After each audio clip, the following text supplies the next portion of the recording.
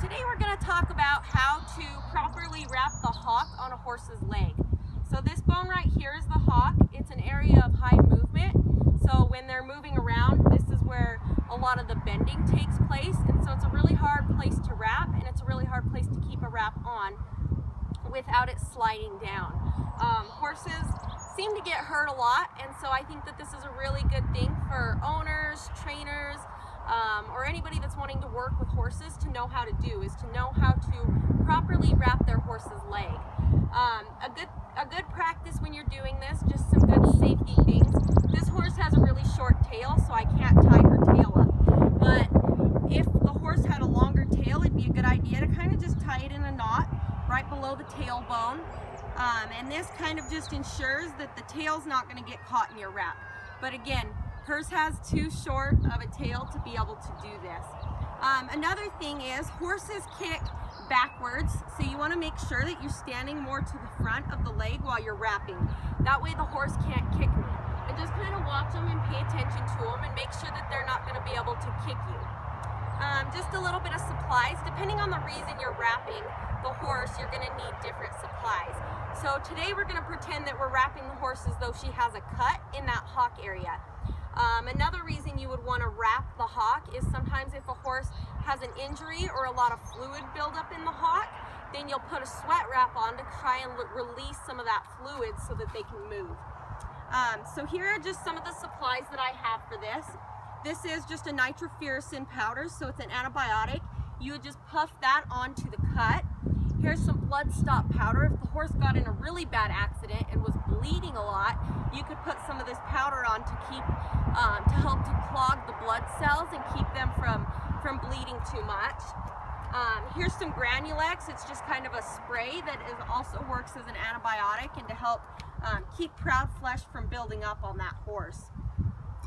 Some of our wrapping material, we're going to just start with a nice little pad for the horse. And we'll just pretend she has a nice cut right here.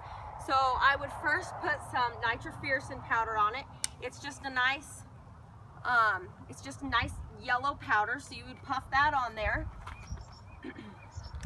And then you'd put your nice little pad on there. Sorry, my horse keeps moving. So you put a pad on there. And then next, you would put, this is just a cotton roll. So cotton rolls work really well to aid in protection because they're very, very thick for the horse. So we'll just kind of let that go away. So they aid in protecting the horse.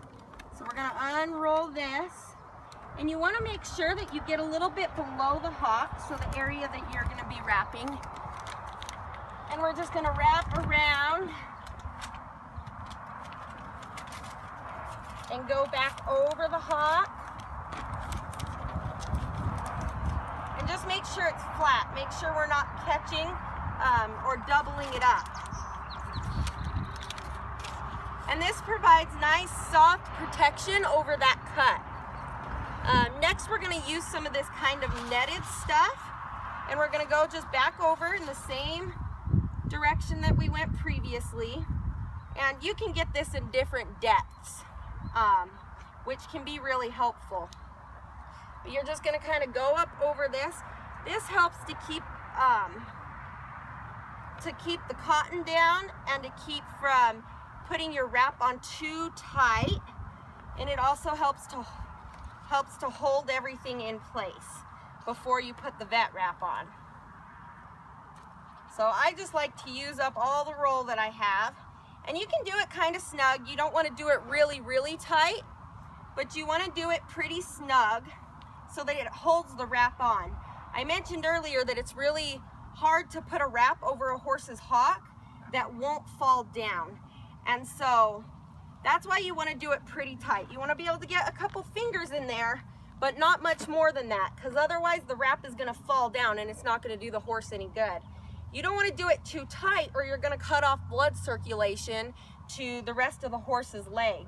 A good way to tell if you've done a wrap too tight is that you'll see a little bit of swelling up above your wrap and down below it. So that's something to look for, is make sure that you don't have any swelling where you've placed that wrap. because otherwise you know that you've done it too tight and you need to rewrap that horse. So this is called vet wrap. It's actually pretty stretchy. So again, you don't want to put it on too tight or it's going to cause the horse, your wrap to be too tight. But you still want it nice and firm. And you've noticed that I've left just a little bit of the gauze out on the top and bottom. That's going to allow us to put some tape on it to help attach it to the horse's leg so it doesn't fall. And again, you can see I'm doing this pretty tight. Now the hock is different than wrapping many other body parts. So you notice that I did a nice circle around the top. Now I'm going to do an X. So I went around the top and I'm going to go around the bottom and go tight and then go back over the top. So you see I'm making a nice X pattern here. That helps to hold the wrap on. And you actually don't want to put any wrap material up over this hock because otherwise the horse is going to not be able to flex their leg and they'll be really annoyed by the wrap that it's there. So I like to use a lot of vet wrap because that helps to ensure that my wrap stays in place, and again it gives the horse a little bit more stability in that wrap area. So I always like to try to end my wrap either at the bottom or at the top because then I can catch the end of that vet wrap with my tape. And so, oh, sorry, I lost my tape. So this is just some tape. A good thing to use that I don't have is Elasticon. That just goes, it's a big, thick, about 4-inch long, sticky material that you can put around this whole edge on the top and the bottom. If you're kind of in a pickle, you can use some duct tape. That works really well. And then just put this tape around the top and bottom to help it stay on.